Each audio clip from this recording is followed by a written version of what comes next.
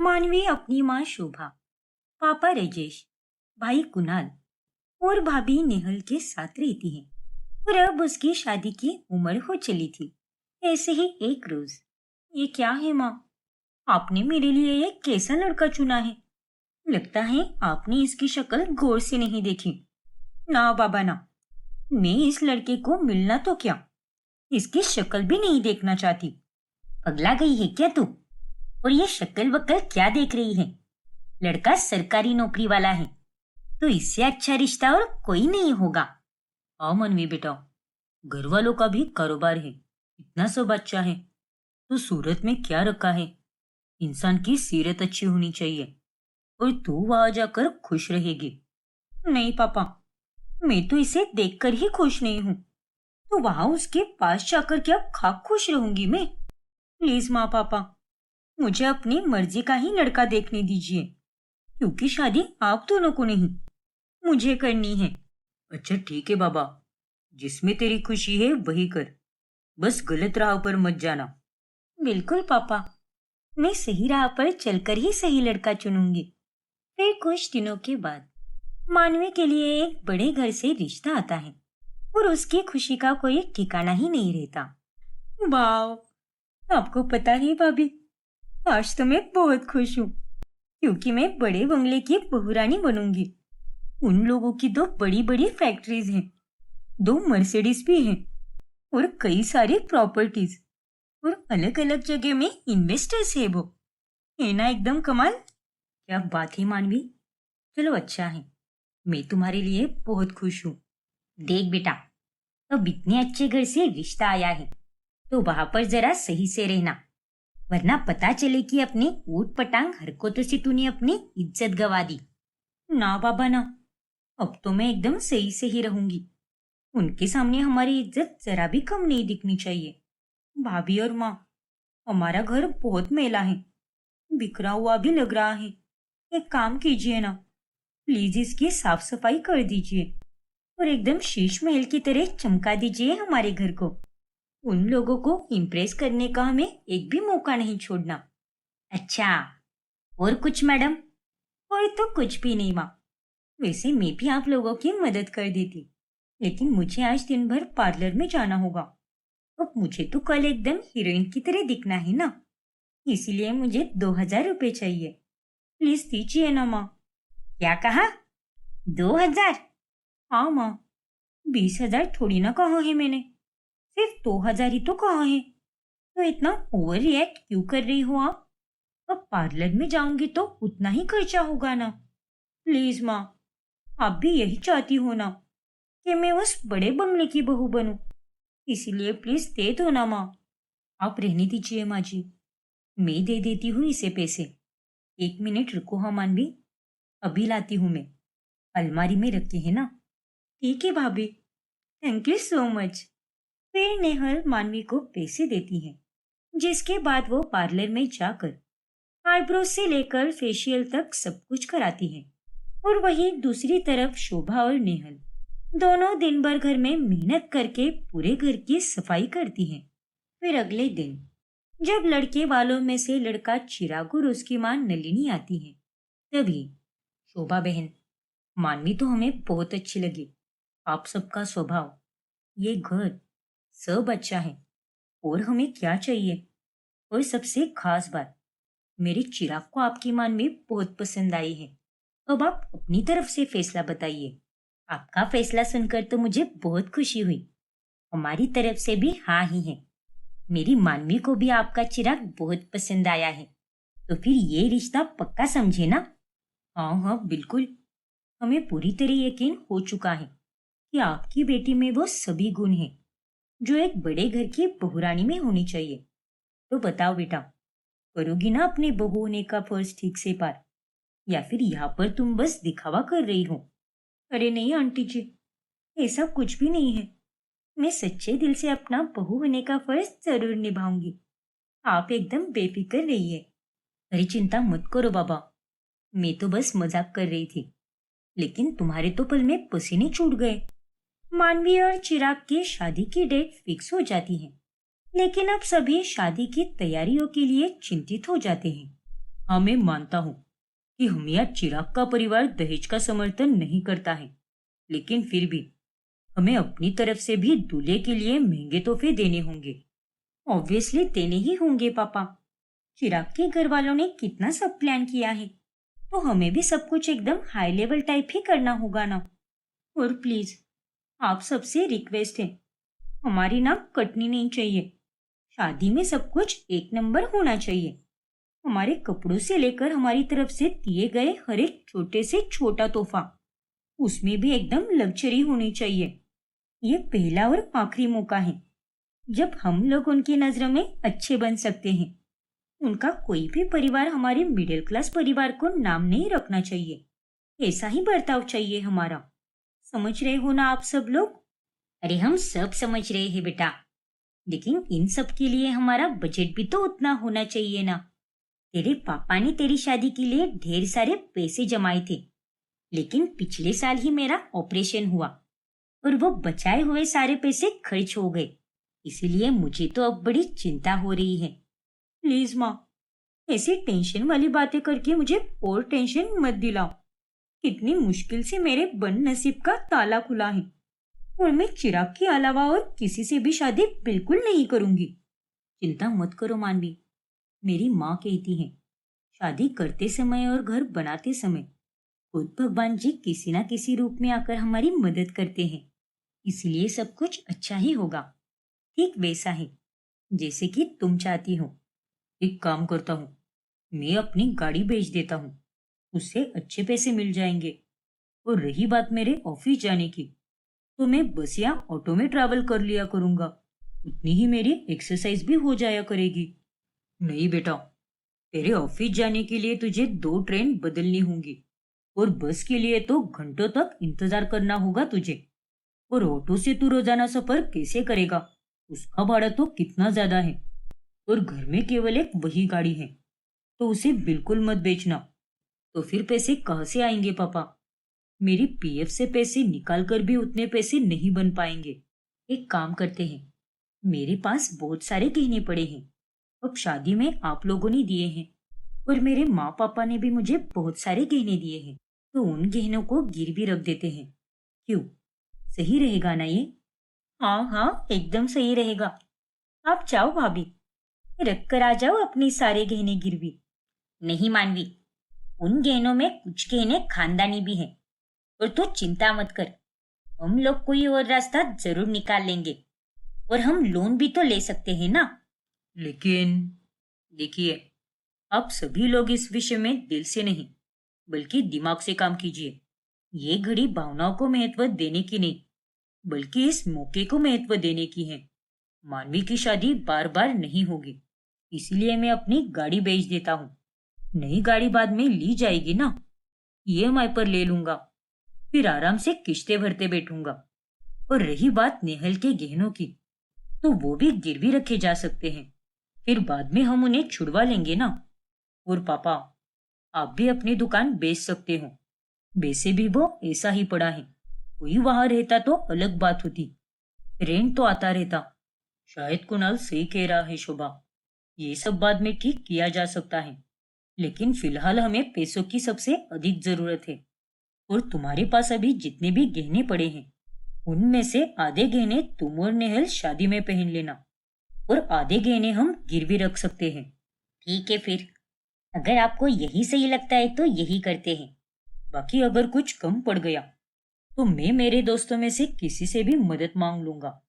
मेरे दोस्त यार तो बड़े ही दिलदार हैं, तो कोई ना कोई मेरी मदद कर ही देगा। Thank you so much. एक मिडिल क्लास फैमिली होने के बावजूद भी आप सभी लोग मेरे लिए कितना कुछ करने के लिए तैयार हो। मैं सच में बहुत खुशकिस्मत हूँ जो मुझे इतना प्यारा परिवार मिला है। इस तरह सभी मानवी की खुशी के लिए अपनी जरूरत की चीजों को दांव पर लगाने के लिए तैयार हो जाते हैं, जिसके बाद मानवी और चिराग की शादी धूमधाम से होती है। लेकिन शादी के चंद दिनों बाद ही अचानक से मानवी का स्वभाव बदलने लगता है। क्या हुआ माँ? मानवी ने हम सबको बोला था कि तैयार होकर बैठ जाए, वो वीडियो कॉल करेगी हमें 9 बजे। मैं कब से उसकी राह देख रहा हूँ, इतने कॉल भी किए मैंने उसे, लेकिन वो है कि कॉल उठा ही नहीं रही। मानवी का मैसेज आया है कि इस समय वो गहनों की शॉपिंग में बिजी है, इसीलिए वो कॉल नहीं उठा पाएगी। कैसी लड़की है ये? अरे हम सब इस तरह उसका इंतजार कर रहे हैं और वो है कि अपने में ही मस्त है। जाने दो ना शोभा, अब नई नई शादी हुई है तो उसे थोड़े मजे करने दो। अब इतने बड़े घर की बहुरानी बनी है तो उसे सारे सुख तो मिलने ही चाहिए ना। सो तो है। मैं एक तरफ से अपनी बेटे के लिए बहुत खुश हूँ। भगवान जी उसके जीवन में यूं ही खुशियों की रौनक भरकर रखे और उस पर कोई बुराई का साया ना पड़े। लेकिन शानो शौकत से रूबरू होने के बाद अब मानवी अपने मायके वालों को धीरे धीरे भूलने लगती है। फिर एक रोज जब उसका जन्मदिन होता है, तभी ससुराल में चिराग उसके लिए एक बहुत ही बड़ी पार्टी अरेंज करता है। अरे क्या हुआ मानवी, तुमने तो कहा था कि तुम्हारे घर वाले ऑन द वे हैं, आने ही वाले हैं, तो फिर क्या हुआ? अब तक क्यों नहीं आए वो? नहीं चिराग, कोई भी नहीं आने वाला। वो अचानक से मेरी फैमिली में से किसी की डेथ हो गई, इसीलिए वो सभी लोग वहां पर चले गए। हे भगवान, अब मैं इसे कैसे बताऊं कि मैंने किसी को पार्टी में आने का न्योता ही नहीं दिया। अगर देती तो सब यहाँ आकर मेरी इज्जत की धज्जियां उड़ा देते। ठीक है मानवी, लेकिन उनसे कह देना, अगर कुछ मदद लगे तो मुझसे कह दे। Oh sweet Chirag, thank you so much. मैं उनसे जरूर कहूंगी। उसी दिन नेहल और कुणाल जो मानवी को सरप्राइज देने के लिए वहां आए होते हैं, वो दूर से ही उन दोनों की बातें सुन लेते हैं। मुझे मानवी से ये उम्मीद बिल्कुल नहीं थी, और अगर ये बात हमने माँ और पापा को बताई तो उनके दिल पर कितनी ठेस पहुंचेगी। मायके वाले अब सब साफ साफ समझ चुके थे कि मानवी का यह बदला हुआ व्यवहार जानबूझकर था, क्योंकि वो अपने मिडिल क्लास परिवार से शर्मिंदा हो रही थी। फिर अंत में उसे एक पड़ोसन के जरिए पता चलता है कि उसकी माँ शोभा का एक बहुत ही बड़ा एक्सीडेंट हुआ है, और उसे सुनकर वो फौरन मायके पहुंचती है। माँ, आप ठीक तो हो ना माँ? हाँ बेटा, मैं ठीक हूँ। मरते मरते बची हूँ। मंदिर के पास वाले रोड पर क्रॉस कर रही थी, तभी आकर एक गाड़ी ने ठोक दिया मुझे। हे भगवान, लेकिन आपने पुलिस कंप्लेंट की या नहीं? नहीं बेटा, वो आदमी वहां से भाग गया और मैं उसकी गाड़ी का नंबर नोट भी नहीं कर पाया। लेकिन तुम यहाँ पर क्यों आई हो? इससे ज्यादा कुछ और बड़ा होता तब आ जाती ना। और नहीं तो क्या, ये झूठा दिखावा करने की कोई जरूरत नहीं है मानवी। ये आप दोनों कैसी बातें कर रही हो? मैं अपनी माँ से मिलने आई हूँ, तो इसमें कैसा दिखावा? क्यों? इतने दिनों तक कहाँ गई थी तुम्हारी ये भावना? अरे तुम्हारी शादी को कितने दिन हो गए, तो इतने दिनों में तुम्हें हम में से किसी की याद कैसे नहीं आई? उस बंगले में जाने के बाद तुम अपने मायके वालों को ऐसे भूल गई हो जैसे कि हम कभी तुम्हारे जीवन का हिस्सा थे ही नहीं। अरे उस दिन भी हम तुम्हारे जन्मदिन पर सरप्राइज देने आए थे, लेकिन तुमने वहां चिराग से झूठ कहा और हमने वो सब देख लिया था। अरे इतनी कैसे गिर सकती है तू? तेरी खुशी के लिए हमने क्या कुछ नहीं किया, और तू एक पल में ही वो सब कुछ भूल गई। पापा ने तो अपनी खून पसीने की मेहनत से बनाई हुई दुकान तक बेच डाली। माँ ने अपने बेशकीमती गहने गिरवी रख दिए हैं, और तो और पापा ने अपने दोस्तों से 2 लाख रुपए लिए हैं, और भी ना जाने उन्होंने कितना कुछ किया है। लेकिन तुम तो एकदम एहसान फरामोश निकली। मानवी बेटा, तूने हम सबका दिल बहुत दुखाया है। हाँ बेटा, हमें तुझसे ये उम्मीद बिल्कुल नहीं थी। मुझे माफ कर दीजिए आप सब। मैं बड़े ससुराल में जाकर खो गई थी, दिशा भटक गई थी, भूल गई थी ये बात कि वो सब मुझे आप सबकी बदौलत ही मिला है। और अगर मेरे ससुराल वालों को मेरे इस हरकत के बारे में पता चला तो वो लोग भी मुझ पर बहुत गुस्सा करेंगे। मैं अपनी गलती के लिए बहुत शर्मिंदा हूँ, इसीलिए हाथ जोड़कर मैं आप सबसे माफी मांगती हूँ। प्लीज मुझे माफ कर दीजिए। और आज अभी मैं इस समय प्रण लेती हूँ कि मैं अपनी जड़ों को कभी नहीं भूलूंगी और अपने स्वभाव में अच्छा बदलाव जरूर लाऊंगी। प्लीज मुझे एक मौका दीजिए, प्लीज। मानवी के कहने पर सभी घर वाले उसे माफ कर देते हैं और इस तरह अंत में सब ठीक हो जाता है। नीरज अपनी पसंद की लड़की से शादी करके घर आता है। अरे माँ, आप मानो या ना मानो, लेकिन मैं रुचि से बहुत प्यार करता हूँ और मुझे तो ये बात पहले से पता थी कि आप रुचि से मेरी शादी के लिए कभी नहीं मानोगी। इसीलिए मैंने आपको बिना बताए ही इससे शादी कर ली। ये क्या है भैया, आप माँ से ऐसे कैसे बात कर सकते हो? एक तो आपने गलती की है जो हमसे बिना पूछे शादी कर ली, और अब घर आकर आप माँ से बदतमीजी से बात कर रहे हो। ऐसी बात नहीं है पीहू। अरे माँ को भी तो समझना चाहिए ना कि अब हम बड़े हो गए हैं और अपनी जिंदगी का फैसला खुद ले सकते हैं। लेकिन इन्हें तो हम अब भी छोटे लगते हैं, जो ये हमारी लाइफ कंट्रोल करना चाहती है। ए भगवान, पता नहीं ऐसा कौन सा जादू कर दिया है इस लड़की ने, जो मेरा बेटा आज मेरी ही बात नहीं सुन रहा। ऐसी बात नहीं है माँ जी, मुझे पता है कि आपके दिल को बहुत ठेस पहुंची है, लेकिन मैं आपको विश्वास दिलाती हूँ कि मैं कभी आपका सर झुकने नहीं दूंगी। अरे तू मेरा सर तो तब झुकाएगी ना जब मैं तुझे इस घर की बहू मानूंगी। अरे मैं तो तुझे इस घर की बहू कभी मान ही नहीं सकती। देखो माँ, आप मानो या ना मानो, लेकिन अब रुचि ही इस घर की बहू है। ऐसा मत बोलो नीरज, माँ जी का गुस्सा भी जायज है और गुस्से को गुस्सा कभी काट नहीं सकता। माना कि माँ जी हमसे नाराज है, लेकिन एक ना एक दिन मैं उन्हें जरूर मनाऊंगी। फिर कुछ दिनों के बाद, ये देखो रुचि, मैं तुम्हारे लिए एक गजरा और साड़ी लेकर आया हूँ। अब जल्दी से बताओ, कैसी लगी तुम्हें ये साड़ी? अरे वाह नीरज, ये साड़ी तो बहुत ही सुंदर है, लेकिन आप माची और पीहू के लिए कुछ लेकर नहीं आए क्या? अरे बाबा, उनके लिए तो मैं हमेशा ही लाता हूं ना, लेकिन अब शादी के बाद पहली बार मैं तुम्हारे लिए कुछ लेकर आया हूँ। अच्छा, वैसे ये साड़ी तो बहुत ही सुंदर है। Thank you so much Neeraj. लोग कहते हैं कि शादी के बाद पति का प्यार कम हो जाता है, लेकिन आपका प्यार तो उल्टा बढ़ ही गया है। अरे अगर मेरी बीवी इतनी अच्छी है तो मेरा प्यार बढ़ना तो जायज ही है ना। अब जाओ, जल्दी से ये साड़ी पहन कर आओ, फिर हम दोनों आज लॉन्ग ड्राइव पर चलेंगे। अरे नहीं नीरज, अभी खाना बनाना भी बाकी है, थोड़ी देर रुक जाओ ना। नहीं पीहू, खाना माँ या फिर पीहू बना लेगी, लेकिन अब तो हम दोनों लॉन्ग ड्राइव पर ही जाएंगे। अरे नहीं नीरज, तुम चिंता मत करो, मैं खाना फटाफट से बना दूंगी। मैंने कह दिया ना, तो तुम्हें खाना बनाने की इतनी क्यों पड़ी है, और तुम इतना क्यों घबरा रही हो? रुको, मैं ही जाकर माँ को बता कर आता हूँ। फिर दोनों पति पत्नी खुशी खुशी लॉन्ग ड्राइव पर जाते हैं। देख रही हो ना माँ, जब से इस घर में भाभी आई है, भैया तो हमें ऐसे नजरअंदाज कर रहे हैं जैसे कि हम इस घर में रहते ही नहीं, और इस घर में तो बस उनकी बीवी ही रहती है। वो तो हर वक्त बस उन्हीं से बातें किया करते हैं, फिर चाहे वो ऑफिस जाने के पहले हो या फिर ऑफिस से आने के बाद हो। हाँ पीहू, ये तो तू बिल्कुल सही कह रही है। अरे इस लड़की के आने के बाद से हमारी घर की खुशियां भंग हो गई है, लेकिन इसका इतना ज्यादा खुश रहना मैं नहीं देख सकती। पर माँ, आप उसके लिए क्या करने वाली हो? अब वो तो मुझे भी नहीं पता, पर मैं ऐसे हाथ पे हाथ रख कर नहीं बैठ सकती।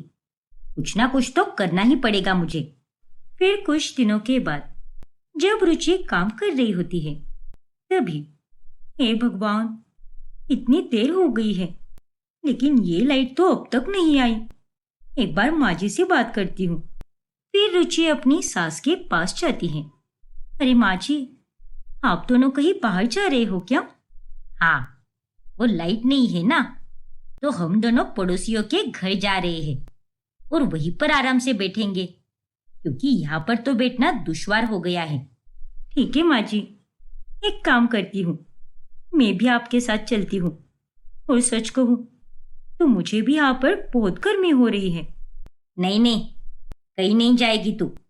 अरे हमारी घर की बहुएं एक एक साल तक घर के बाहर कदम नहीं रखती, इसीलिए तू घर पर ही रहेगी। और देख, घर में कितना काम पड़ा है, वो कौन करेगा फिर?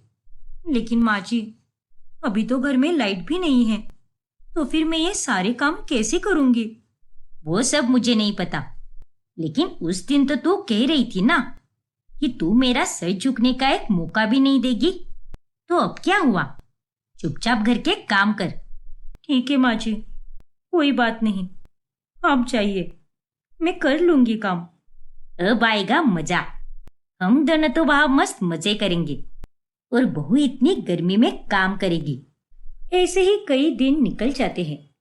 फिर एक दिन जब रुचि अपने कमरे में आराम कर रही होती है, तभी अरे ओ महारानी, बाद में आराम कर लेना, पहले जाकर राशन लेकर आ। राशन लाने के लिए बाहर जाने की क्या जरूरत है माँ जी, मैं ऑनलाइन ही मंगवा लेती हूँ ना। बिल्कुल भी नहीं, तुझे बड़ी वाली मार्केट में जाना है और सारा सामान वहीं से लेकर आना होगा। और ये पैसे मैंने पूरे हिसाब करके दिए हैं, इसलिए 1 रुपए का भी फालतू का खर्चा मत करना। पैदल जाना और पैदल ही आना, समझी कि नहीं? लेकिन माँ जी, इतना सारा सामान मैं पैदल कैसे लेकर आऊंगी? वो सब तो मैं नहीं जानती, अब तू ही देख ले कि तुझे वो सामान पैदल कैसे लेकर आना है। ऐसे ही दिन निकल जाते हैं, लेकिन दोनों सास और माँ बेटी की चालाकियां कम ही नहीं होती। अरे माँ, आज तक हमने कितना कुछ किया है, लेकिन भाभी तो किसी से कोई शिकायत नहीं कर रही। और अगर वो शिकायत ही नहीं करेगी तो हम भैया के कान कैसे भरेंगे? तभी वहां पर रुचि आती है। अरे आप दोनों चिंता मत कीजिए, क्योंकि मुझे सब पता है कि ये सब आप मुझे परेशान करने के लिए कर रही हो। लेकिन मुझे तो कोई परेशानी नहीं हो रही है। मैंने कहा था ना आपसे कि मैं आप लोगों का दिल जीत लूंगी। पर जब तक मैं आप लोगों का दिल नहीं जीतूंगी, तब तक मैं कोशिश करती ही रहूंगी, कभी हार नहीं मानूंगी। अरे ये तो तुझे लगता है कि तू कभी हार नहीं मानेगी, लेकिन तुझे हराना मुझे बहुत अच्छे से आता है। फिर अगले दिन जब सुबह के समय रुचि रसोई में जाती है, तब वहां का नजारा देखकर वो हैरान रह जाती है। अरे ये क्या, यहाँ पर तो चूल्हा है ही नहीं। अब बिना चूल्हे के मैं खाना कैसे बनाऊंगी? कहीं हमारे घर का चूल्हा चोरी तो नहीं हो गया ना? फिर रुचि बाहर हॉल में आती है। अरे माँ जी, रसोई में तो चूल्हा ही नहीं है। हमारे घर में रात को कोई चोर आए थे क्या? नहीं नहीं, कोई चोर वोर नहीं आया था। वो दरअसल आज के बाद रसोई में चूल्हा नहीं रहेगा। तू तो इस घर की बहू है ना, और तू खुद को कुछ ज्यादा ही समझदार भी समझती है। तो अब अपनी समझदारी का प्रदर्शन कर और बिना चूल्हे के रसोई को संभाल। ये सब क्या है माँ? मुझे पता है कि आपको रुचि पसंद नहीं है, लेकिन उसे परेशान करने के लिए आप नई नई तरकीबें क्यों कर रही हो? देखिए, इतने दिनों से तो मैं चुप था, लेकिन अब आप जो कुछ भी कर रही हो ना, वो बहुत गलत है। तू बीच में मत पड़ नीरज। और तू रुचि, अरे तू तो बड़ी समझदार बन रही थी ना, तो अब क्या हो गया? मेरे बेटे को आगे क्यों भेज दिया तूने? अब ये मुझे जवाब देगा क्या? अरे नहीं माँ जी, ये तो बस मेरी चिंता में बोल रहे हैं। और नीरज, तुम माँ जी से इस तरह से बात क्यों कर रहे हो? और कम से कम ये मुझे अपना दिल जीतने का एक चांस तो दे रही है ना। इसीलिए कोई बात नहीं, मैं बिना चूल्हे की भी रसोई संभाल लूंगी। फिर शाम के समय रुचि रसोई का सारा सामान लेकर पड़ोसियों के घर चली जाती है। अरे शारदा काकी, आप तो माँ जी की काफी अच्छी सहेली हो। तो वो क्या है ना, हमारे रसोई में चूल्हा ही नहीं है, तो क्या मैं आज का दिन यहाँ पर खाना बना लूं? अब यही दिन देखना रह गया था। अरे तुझे अपनी सास और ननद के साथ बना कर रखनी चाहिए। अरे एक बहू जब ससुराल आती है ना, तो उसे घर में सब कुछ तालमेल बिठा कर रखना चाहिए। लेकिन तू तो अपनी सास के नाक में दम कर रही है, तो तेरा ये हाल होना तो तय ही था। जी काकी जी, मैं अपनी तरफ से पूरी कोशिश कर रही हूँ कि जल्द से जल्द मैं सबका दिल जीत सकूं। लेकिन आप चिंता मत कीजिए, एक ना एक दिन मैं सबका दिल जरूर जीत लूंगी। हाँ हाँ, रहने दे, तू शांति की बहू है, इसलिए मैं मना नहीं कर रही, वरना तो मैं तुझे अपने घर में भी घुसने नहीं देती। अब जा रसोई में और बना ले खाना। फिर कुछ दिनों के बाद, अरे ये क्या है बहू, कल रात को भी तूने यही खाना खिलाया था और अब भी तू वापस यही दे रही है। हाँ पापा जी, वो क्या है ना, हमारे घर पर चूल्हा है ही नहीं, तो इस खाने को मैं गर्म भी नहीं कर पा रही और ताज़ा खाना बनाने के लिए मुझे पड़ोसियों के घर जाना पड़ेगा। और कल का खाना तो काफ़ी बचा था ना, इसलिए अभी के लिए आप इसे ही खा लीजिए। इस तरह से खाना वेस्ट भी नहीं होगा। आपकी पत्नी की करतूतें देख रहे हो ना भैया। अरे आज तक तो हमने कभी बासी खाना नहीं खाया, लेकिन आपकी पत्नी ने हमें ये बासी खाना खाने पर मजबूर कर दिया है। अब यही दिन देखने बचे थे। और आपको तो पता है ना, पापा को बासी खाने से एसिडिटी हो जाती है, लेकिन आपकी पत्नी को कहाँ किसी की पड़ी है। वैसे तो मेरी माँ को भी मेरी कुछ भी नहीं पड़ी, और तुम हो कि मेरी पत्नी की बात कर रही हो। हाँ, तो तेरी ही पत्नी ने बड़े जोश में आकर कहा था ना कि मैं आपका दिल जीतने की पूरी कोशिश करूंगी, तो अब उस कोशिश में हमें बासी खाना खाना पड़ेगा क्या? अरे नहीं माँ जी, बस आज के ही दिन खा लीजिए, बाकी मैं कोई ना कोई जुगाड़ तो जरूर कर लूंगी। फिर कुछ दिनों के बाद, अरे ये क्या है भाभी, मैं डाइटिंग पर हूँ और रोजाना जिम भी जाती हूँ, और आप तो मुझे ये बाजार से लाया हुआ खाना दे रही हो। आखिर क्या चाहती हो आप, कि मैं पहले ये अनहाइजीनिक खाना खाऊं और मेरे डाइट पर पानी फेर दूं? ऐसी बात नहीं है पीहू। मैं चूल्हा बनाने की पूरी कोशिश कर रही थी, लेकिन उसे सूखने में टाइम लगता है ना, इसीलिए प्लीज आज के दिन खा लो। पर आज शाम को ही मैंने चूल्हा बनाया था मिट्टी का, लेकिन अगर वो मैं सुबह बनाती ना, तो अब तक वो चूल्हा सूख भी जाता। ये तो हद हो गई बहू, सुबह सुबह हमें बासी खाना खिलाया और अब तू हमें बाजार का खाना खिला रही है। अरे तू तो हमें मारने पर तुली हुई है। पता नहीं मेरे बेटे को तेरी हरकतें कैसे नहीं दिखती। फिर अगले दिन जब रुचि चूल्हे पर खाना पका रही होती है, तभी हे भगवान, कितनी तेज धूप हो रखी है। ऊपर से मुझे चूल्हे पर खाना बनाना आता भी नहीं, और ये चूल्हे की आंच तो कितनी तेज है। अब मैं इसे कम कैसे करूं?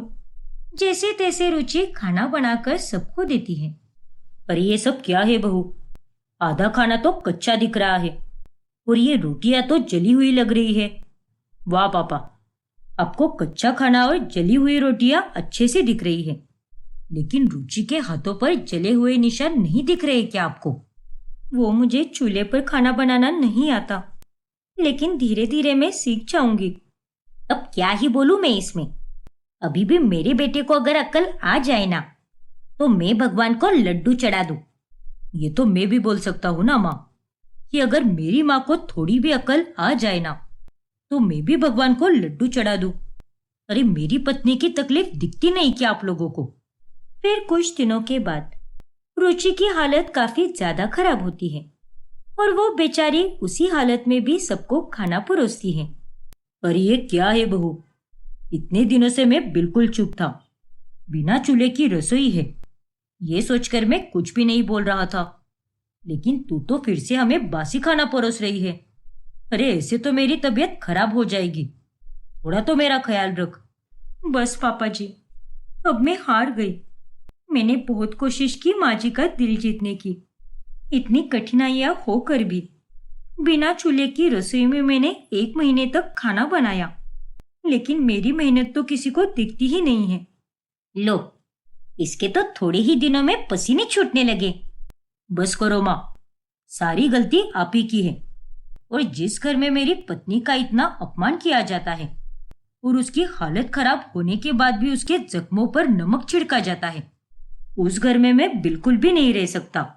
इसलिए मैं अब अपनी पत्नी के साथ ये घर छोड़कर जा रहा हूँ। और मैं आपसे माफी चाहती हूँ माँ जी, क्योंकि मैं ये बिल्कुल भी नहीं चाहती थी कि इस घर में ऐसा कुछ हो। लेकिन आज मैं हार मानकर यहाँ से जा रही हूँ, और आप जीत गई माँ जी। तुम दोनों कहीं नहीं जाओगे। देखो, मुझे अभी भी रुचि बिल्कुल भी नहीं पसंद, लेकिन मैं अपने बेटे के लिए उसकी पसंद को आज दिल से स्वीकार करूंगी। और अब से मैं ये कोशिश भी करूंगी कि आगे से मुझसे कोई गलती ना हो। अपने बेटे के दूर जाने की वजह से शांति अपनी बहू का स्वीकार करती है और वो चूल्हे को वापस रसोई में रख देती है। ओजस्वी की 2 नंदे होती है, जो कि जुड़वा होती है, उनके नाम मिहिका और जीविका होते हैं। दोनों ने ओजस्वी के अमीर भाइयों से शादी की होती है। एक रोज, अरे माँ, मेरी दोनों नंदे कहाँ चली गई? पता नहीं ओजस्वी। जैसे ही माधव और रजत दोनों दफ्तर चले जाते हैं, वो दोनों अपना काम धाम निपटा कर दोपहर में ही उड़नचू हो जाती है। क्या? लेकिन इतनी भरी दोपहर में वो दोनों कहाँ पर जाती है? वो तो पता नहीं बेटा। कभी सहेलियों के साथ, तो कभी कहीं और घूमने चली जाती है। मैं भी कहती हूँ कि जाने दो, घर का सारा काम करने के बाद ही वो घूमने चली जाती है। कोई बात नहीं माँ, अब मैं यहाँ शाम तक हूँ, तो आज आप अकेली नहीं रहोगी। हम दोनों मिलकर खूब एंजॉय करेंगे। हाँ बेटी। फिर ओजस्वी दिन भर वसुंधरा के साथ अच्छा समय बिताकर शाम में अपने घर निकल जाती है। तभी घर जाते समय वो जीविका को किसी आदमी के साथ एक कपल पार्क में देख लेती है। अरे, ये क्या? ये तो जीविका है, वो भी एक गैर आदमी के साथ यहाँ कपल पार्क में। जीविका दरअसल अपने बॉयफ्रेंड संजू के साथ होती है। अरे मेरी जान, आई लव यू सो मच। तू है तो अपन एकदम खुश है। माफ करना जानू, मैं गरीब हूँ, पढ़ा लिखा नहीं हूँ, वरना तेरे घर वाले मेरे साथ ही तेरी शादी करा देते। मैं तो तुझे कुछ दे भी नहीं पाता। ओफो संजू, ऐसे मत बोलो ना। तुम मुझे प्यार देते हो और वही सबसे कीमती चीज है मेरे लिए। और वैसे भी तुम टेंशन क्यों लेते हो? पैसे के लिए मेरा भोला पति रजत है ना, वो दे देगा। तुम बस मेरे साथ रहना। I love you so much बाबू। लव यू टू मेरी जान। उतने में जीविका दूर से देख रही ओजस्वी को देख लेती है। ओह नो, ये भाभी यहाँ पर क्या कर रही है? अब मैं क्या करूं? अल्लाह, अब अपने पास छुपने के अलावा और कोई रास्ता ही नहीं है। फिर संजू और जीविका दोनों जैसे तैसे झाड़ियों के पीछे छुप जाते हैं। और जब ओजस्वी उधर तक पहुंचती है, तब उन दोनों को ना देखकर वह चौंक जाती है। अरे, ऐसे कैसे हो सकता है? जीविका तो अभी यहीं पर थी, तो फिर 1 मिनट में ये कहाँ पर गायब हो गई? और वो आदमी भी दिखाई नहीं दे रहा जिसके साथ वो यहाँ पर बैठी थी। कहीं मेरी आंखों को कोई धोखा तो नहीं हुआ ना? एक काम करती हूँ, माँ को फोन लगाती हूँ और पूछती हूँ उनसे कि मिहिका और जीविका घर पहुंचे या नहीं। फिर ओजस्वी वसुंधरा को फोन लगाती है, लेकिन वो फोन नहीं उठाती। ये माँ भी ना। एक काम करती हूँ, जिस कैब से आई हूँ उसी कैब से फिर से मायके चली जाती हूँ। मुझे पता लगाना ही होगा कि ये जीविका कहाँ पर है। क्या ये सब मेरी आंखों का धोखा है या हकीकत है? छुपी हुई जीविका ओजस्वी की बातें सुनकर बहुत घबरा जाती है। हे भगवान, अगर ये घर चली गई और इसने मुझे नहीं देखा, तो ये तो हर वक्त मुझ पर शक करती रहेगी। ना बाबा ना, एक काम करती हूँ, मिहिका भी अपने बॉयफ्रेंड से मिलने गई है और वो मुझसे जल्दी घर पहुंचने वाली थी। मैं उसे ही फोन कर देती हूँ। फिर जीविका मिहिका को कॉल करती है। हाँ जीविका, कहाँ रह गई तू? मैं तो मंग्या से मिलकर कब का घर आ गई और घर के बाहर ही तेरा इंतजार कर रही हूँ। जल्दी आ, ताकि हम दोनों एक साथ अंदर जा सके। अरे मेरी माँ, मैं यहाँ पर एक बहुत ही बड़ी मुसीबत में फंस गई हूँ। क्या? कैसी मुसीबत? फिर जीविका मिहिका को सब कुछ बताती है। अरे बाप रे, तो अब इससे पहले कि भाभी वहां पर पहुंचे और मेरे बारे में तुमसे पूछे, तू फौरन वो ड्रेस पहन ले जो ड्रेस मैंने आज पहना था, और बाकी का नाटक तो तुझे पता ही है कि क्या करना है। ठीक है बहन, मैं सब संभालती हूँ यहाँ पर तू भी अपना लव लपाटा बंद कर दे और जल्दी से घर आ जा, बेशरम कहीं की। अरे हाँ बाबा, आ रही हूँ। बोल तो ऐसी रही है जैसे कि खुद दूध की धुली हुई है। चल, अब फोन रख। ओजस्वी भी अब घर पहुंचती है और वसुंधरा से मिहिका और जीविका के बारे में पूछती है। मुझे नहीं पता बेटा, मैं तो अभी बस 1 मिनट पहले ही पूजा करके उठी हूँ। तू तो जानती ही है कि मैं शाम में आधे घंटे तक पूजा में लीन रहती हूँ। अच्छा, तो इसीलिए आप मेरा फोन नहीं उठा रही थी? हाँ बेटा, लेकिन तू ये सवाल क्यों पूछ रही है? क्या हुआ है? तू तो अपने ससुराल के लिए निकली थी ना, फिर जीविका और मिहिका के लिए वापस क्यों लौट कर आई है? उतने में वहां पर मिहिका जीविका के कपड़े पहन कर आती है। अरे ओजस्वी भाभी, आप तुम यहाँ पर कैसे जीविका? तुम तो अभी 5 मिनट पहले वहां कपल पार्क में थी ना, तो फिर यहाँ पर कैसे आ गई, वो भी इतनी जल्दी? अरे ये आप कैसी बातें कर रही हो भाभी? मैं और मिहिका तो 20 मिनट पहले ही आए हैं घर पर, और तब माँ जी पूजा कर रही थी। मिहिका तो अब सो गई है, क्योंकि उसकी तबीयत ठीक नहीं लग रही थी, इसीलिए। क्या सच में? हाँ भाभी, वैसे भी मैं वहां कपल पार्क में क्या करूंगी? माधव तो दिन भर ऑफिस में ही रहता है। क्या तू माधव की बात क्यों कर रही है लेकिन? अरे भूल गई क्या, वो तुम्हारा देवर है। अरे यार, ये बात मैं कैसे भूल सकती हूँ कि मैं जीविका बनकर बात कर रही हूँ, और माधव तो मेरा पति है, ना कि जीविका का।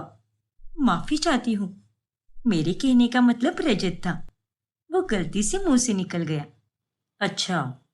हैरान ओजस्वी कुछ देर बाद में वहां से चली जाती है, और ससुराल जाकर भी वो बस जीविका के बारे में ही सोचती है। अरे क्या हुआ ओजस्वी? आज दिन भर मायके जाकर तो तुम्हारा चेहरा खुशी से चमकना चाहिए, लेकिन तुम तो यहाँ पर किसी गंभीर सोच में गुम हो। अरे नहीं इंदर, ऐसा कुछ भी नहीं है। देखो, मैं तुम्हारा पति होने के पहले एक अच्छा दोस्त हूँ, और मैं तुम्हारे चेहरे से तुम्हारा मूड का पता लगा सकता हूँ। चलो, अब ज्यादा फुटेज मत खाओ, और जल्दी से बताओ मुझे क्या हुआ है। अरे सच में इंदर, ऐसा कुछ नहीं है, झूठ मत बोलो ओजस्वी। अब बता भी दो ना, क्या पता मुझे बताकर तुम्हें हल्का महसूस हो। वो दरअसल इंदर। फिर ओजस्वी इंदर को जीविका के बारे में सब कुछ बताती है, और तभी, अरे नहीं ओजस्वी, शायद तुमने उस कपल पार्क में जीविका जैसे दिखने वाली किसी लड़की को देखा होगा। अब तुम ही सोचो ना, 5 मिनट में जीविका घर कैसे पहुंच सकती है? वो घर पर ही थी, और मुझे उन दोनों पर पूरा भरोसा है कि वो दोनों ऐसा कुछ भी नहीं कर सकती। हाँ इंदर, मैं जानती हूँ, और मुझे भी अपनी दोनों नंदों पर पूरा भरोसा है, और ये तो बस मेरी आंखों का धोखा होगा, लेकिन तुम बुरा मत मानना हो। अरे नहीं यार, होता रहता है। चिल। अच्छा चलो, गर्मा गर्म कॉफी लेकर आओ, साथ में पियेंगे और खूब बातें करेंगे। ठीक है इंदर, अभी लाती हूँ मैं। वही दूसरी तरफ, thank you so much Mihika. आज अगर तू समय से घर पर नहीं पहुंची हुई होती और जीविका बनकर नाटक नहीं करती, तो ना जाने क्या हो जाता। अरे भगवान का लाख लाख शुक्र है कि उन्होंने हमें एक ही शक्ल दी है, जिसके चलते हम कभी भी किसी को भी बेवकूफ बना सकते हैं, जैसे मैंने आज माची और भाभी को बनाया। उन्हें सच में यही लगा कि मैं ही जीविका हूँ। वो तो अच्छा है कि हमने अपने नाटक के लिए हमारे हर कपड़े को 2 जोड़ी रखे हैं, ताकि कभी भी वो कपड़े पहन सके, जैसे आज मैंने तुम्हारे ड्रेस का दूसरा जोड़ा पहना। यार, हमें कितने पापड़ बेलने पड़ते हैं। अब क्या करें, बेलने ही पड़ेंगे बहन। हम दोनों गरीब लड़कों से प्यार जो करते हैं, जिन्हें हमारे परिवार वाले कभी स्वीकार नहीं कर पाते, और हमारी भाभी के भाई यानी तुम्हारा और मेरा पति दोनों अमीर थे, इसलिए हमें ये सब करना ही पड़ा। वो तो है, खैर प्यार और पैसा दोनों भी है हमारे पास, इसलिए किसी बात की कोई टेंशन ही नहीं। तभी वहां पर खड़ी वसुंधरा को देखकर वो दोनों बहुत घबरा जाती है। क्यों रे नालायको, यहाँ खड़े रहकर खिचड़ी पकाने से अच्छा रसोई में जाकर खाना पकाओ। कई दिनों से तुम दोनों झटपट खाना बना रही हो, लेकिन ये सब नहीं चलेगा। अब आज से घर में 3 टाइम का सारा खाना बनेगा। 2 सब्जियां, दाल चावल, रोटियां और मीठा पकवान, सब कुछ बनना चाहिए। बाकी मैं कुछ नहीं जानती। ठीक है माँ जी। हाँ माँ जी, सब हो जाएगा, आप निश्चिंत रहिए। बाल बाल बचे। मुझे तो लगा कि इस बुढ़िया ने हमारी बातें सुन ली, और नहीं तो क्या। अरे इस बुढ़िया का भी कुछ समझ नहीं आता। दोनों बेटे इतने अमीर हैं, लेकिन फिर भी बहू से ही सारे काम करवाती हैं। कहती है कि बहू एक खाना बनाती है तो घर में लक्ष्मी आती है। ये और इसकी सोच। फिर कुछ दिनों के बाद ओजस्वी मायके में एक हफ्ते के लिए रहने आती है। आप फिक्र मत कीजिए भाभी, जीविका और मेरी शादी के बाद पहली बार आप यहाँ पर मायके रुकने आई हो, और हम अब अपनी नंदे होने के साथ साथ भाभिया होने का भी फर्ज निभाएंगे। हाँ भाभी, बिल्कुल। How sweet. अरे बातें तो होती ही रहेगी, लेकिन मुझे तुम दोनों को इस हफ्ते होने वाली पूजा के बारे में बताना है। मैं घर में महाहवन कर रही हूँ और इसका शुभ मुहूर्त इस गुरुवार का ही है, लेकिन गुरुवार से पहले ही जीविका को पीरियड्स आने वाले हैं, इसलिए वो पूजा में नहीं बैठ सकती और वो अपने मायके चली जाएगी। क्या? हाँ, सारा खाना मिहिका को ही बनाना पड़ेगा और इसमें ओजस्वी भी इसकी कोई मदद नहीं कर पाएगी, क्योंकि इस हवन का महाप्रसाद घर की बहू ही बनाती है। अरे बाप रे, लेकिन मैं अकेले कैसे बना पाऊंगी? अब ये सब तो तुझे ही करना होगा, बाकी और कोई रास्ता नहीं है। अब मिहिका और जीविका मिलकर दोनों एक प्लान बनाती हैं। यार जीविका, इस गुरुवार को तो मुझे मंग्या से मिलने जाना है, क्योंकि उसका जन्मदिन है, इसलिए मैं यहाँ पर खाना नहीं बना पाऊंगी। इसलिए अब तुझे ही ये नाटक करना होगा और मिहिका बनकर सारा खाना बनाना होगा। लेकिन मिहिका, यार तू इतना बड़ा काम मुझ पर कैसे सौंप सकती है? ज्यादा नखरे मत दिखा अब। तेरे लिए मैंने भी बहुत कुछ किया है, तो तू मेरे लिए इतना भी नहीं कर सकती क्या? अरे पर मुझे पीरियड्स भी तो आने वाले हैं, और ऐसे में हवन का प्रसाद कैसे बनाऊंगी मैं? पाप नहीं लगेगा क्या मुझे? अरे कितनी बड़ी सती सावित्री बन रही है, रोजाना तो कितने पाप करती है तू, वो भूल गई क्या?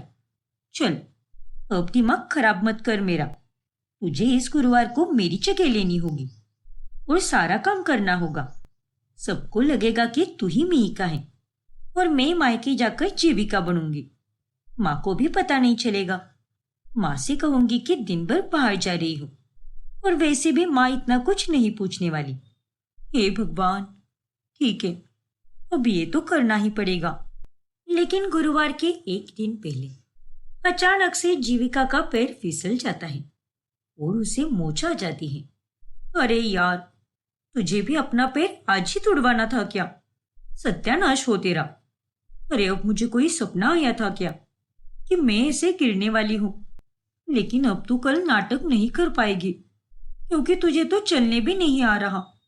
माफ कर दे बहन, मैंने कुछ भी जानबूझकर नहीं किया है। जानती हूँ यार, अब ना चाहकर भी मुझे ही कल का सारा खाना बनाना होगा और अपने मंग्या का जन्मदिन मिस करना होगा। वहां से गुजर रही ओजस्वी उन दोनों की सारी बातचीत सुन लेती है और वो हैरान रह जाती है। ये दोनों ये कैसी बातें कर रही है, और ये मंग्या कौन है? हो ना हो, जरूर कोई बहुत बड़ी बात है जो ये दोनों हम सबसे छुपा रही है। लेकिन मुझे इस बात का पता तो लगाना ही होगा कि इन हमशक्ल नंदों का राज क्या है। ओजस्वी को अब उन दोनों पर शक हो जाता है और वो उन दोनों पर कड़ी नजर रखती है। फिर कुछ दिनों के बाद एक रात, देख जीविका, मैं कुछ नहीं जानती। अब मैं आज रात भर मंग्या के साथ बाहर ही रहूंगी। अरे उसके जन्मदिन के अवसर पे भी मैं उसके साथ नहीं थी, लेकिन आज ऐसा नहीं होगा। मैं उसके साथ जाके ही रहूंगी। क्या? हाँ जीविका, वैसे भी तेरा पति आज रात दूसरे शहर निकल रहा है और तू अकेली ही रहेगी, तो तू मेरी जगह लेकर मेरे कमरे में माधव के साथ सो जाना। अरे बेअक्ल, तुझे पता भी है क्या कि ये सब तू क्या बोल रही है? वो मेरा देवर है, तो मैं उसके साथ कैसे सो सकती हूँ? अरे बेअक्ल, मैं नहीं तू है। मैं तुझे उसके साथ वो सब करने के लिए नहीं कह रही, बस मिहिका बनकर उसके बेड पर सो जाना। एक रात की ही बात है यार। प्लीज जीविका, अब तेरे लिए मैंने कितना सब किया है, तो तुझे मेरे लिए ये सब करना ही पड़ेगा। अच्छा ठीक है, मैं ये नाटक करने के लिए तैयार हूँ। तू बिंदास जा और मंग्या के साथ अच्छे से टाइम स्पेंड कर। फिर रात में मिहिका अपने बॉयफ्रेंड मंग्या को मिलने जाती है और उसी समय जीविका मिहिका बनकर माधव के पास जाती है। अरे जाने मन, आज तो इस नाइटी में तुम बड़ी सुंदर लग रही हो। Thank you Madhav. अच्छा चलो गुड नाइट। आज मैं बहुत थक गई हूँ। ओफो, इतनी भी क्या जल्दी है मेरी जान? जरा पास तो आओ। हे भगवान, ये आदमी तो आज एकदम मूड में है। लेकिन अब मैं क्या करूं? कहीं आज कोई कांड ना हो जाए। पास आओ ना बेबी। माधव जीविका के करीब आ जाता है। उतने में वो चिल्लाकर उसे ढकेल देती है। दूर हो जाइए देवर जी। क्या? देवर जी? जीविका की चिल्लाहट सुनकर वसुंधरा और ओजस्वी भी वहां पर आ जाती है। अरे क्या हुआ?